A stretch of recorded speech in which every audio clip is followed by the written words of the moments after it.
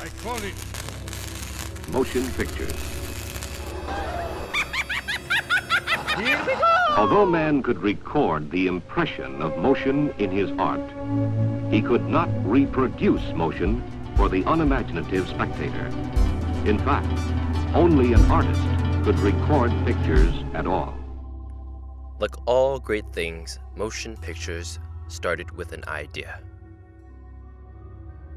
Historically, however, alongside those ideas came inventions of all shapes and all sizes. With many of these creations dedicated to the sciences, while others were designed for war and the rest for entertainment, the tools that contributed to the birth of the motion picture has come from a vastly diverse pool of knowledge. My name is Vincent Williams, and this is a video essay about animation. Then, now, and tomorrow. But first, know that animation is simply a dilution of motion, and that we will be covering many different methods of animation. For example, stop motion, traditional animation, digital 2D and 3D animation, as well as CGI and many others.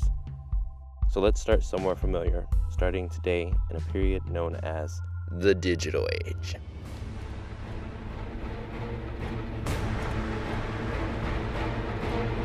Oh, what a time to be alive. With man's short-lived interaction with an invention known as the computer, we've managed to take the motion picture up into the sky, far beyond the stars, and to infinity and beyond! We now live in an era where animation and live action are merged together in ways that were never before feasible to mankind. Because of this richly accessible tool, creators are now shaped to have all the tools necessary to create. And as a result, content is being made at an insanely rapid rate. Techniques such as rotoscoping are being used in a new digital form known as motion capture. And this is just one evolution of technology. Of these projects, 3D works are striving as creators think of virtual reality, motion capture, and the many other computer-generated technologies to come in the future.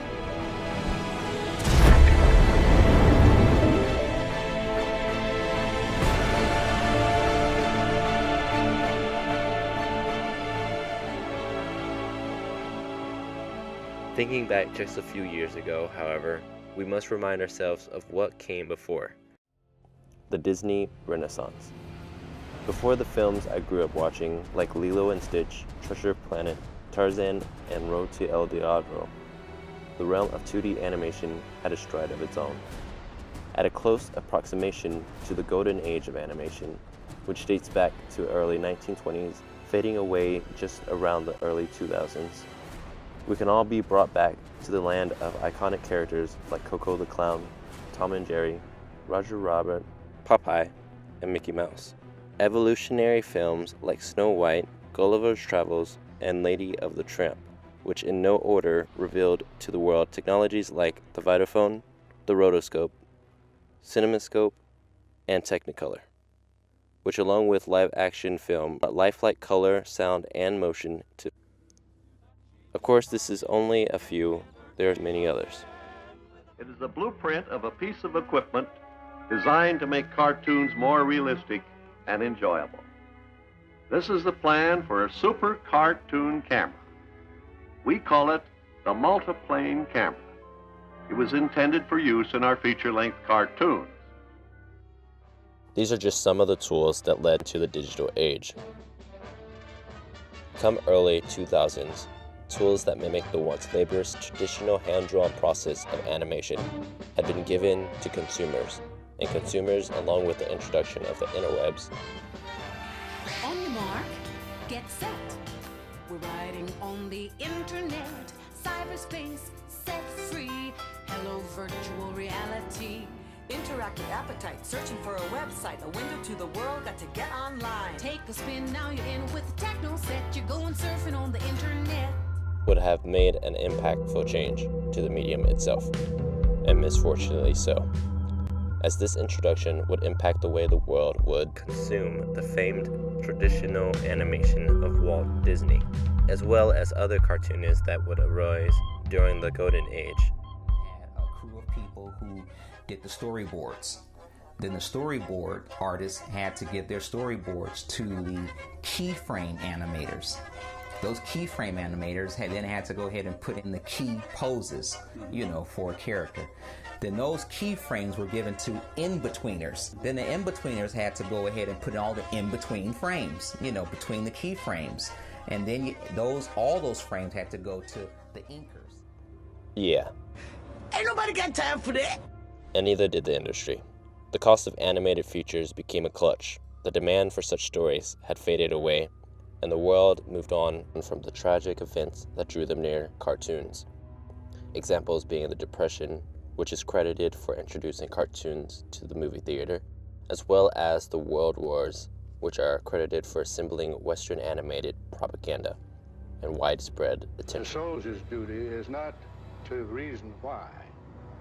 The soldier's duty is to do or die.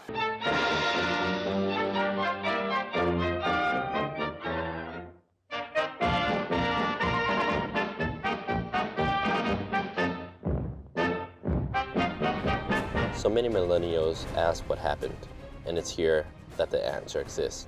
Of course not alone, this plays true to many other forms and methods of animation, with the highest demand for theatrically released animation coming from the computer-generated 3D works. The rest of these projects are left quietly awaiting some sort of return. Honestly, I hate to think of animation as dead, and to be honest, it's really not. Around the globe, as mentioned before, creators, both professional and amateur alike, are creating content. An area of interest is online media such as web series, YouTube skits, as well as film festival attractions like animated shorts and documentaries. Projects like Loving Benton, Dear Basketball, Dam Keeper, and many others are calling attention to the newly adaptive methods of animation. When you compare animation now to back when it was just an idea in the late 1890s and the early 1900s, there's actually quite a bit of hope that something will change soon. As mentioned before, inventions and technologies are constantly pushing forward.